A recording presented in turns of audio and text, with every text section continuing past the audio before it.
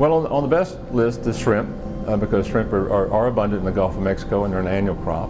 On the very worst end is bluefin tuna, because bluefin tuna that come into the Gulf, it's one of the two populations. They have been tremendously affected by overfishing and probably affected by the oil spill, and so their numbers are very low. So that's one species that we should not eat. Tuna are they're magnificent creatures. Sometimes, as they say, they can reach the size of Volkswagens, and they're the fastest swimmer in the ocean. So they're really magnificent in that way. They live in the Atlantic, and they share the Atlantic as a feeding ground with another population of bluefin tuna that spawns in the Mediterranean. Then when spring comes around, the bluefin tuna begin to move south counter to the Gulf Current. They enter through the Florida Straits and come into the central Gulf over a very particular area.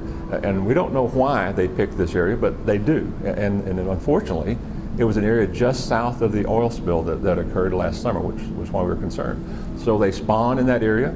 Then the young, the larvae that get into the Gulf Stream current, ride that current back up around the Florida Straits and up along the east coast of the United States as they grow, and they continue that cycle. And that's what they do, have been doing for millions of years. Unfortunately, we have the United States has petitioned to the international organization that oversees these types of fisheries to put them on a no-take list, and they refuse to do that.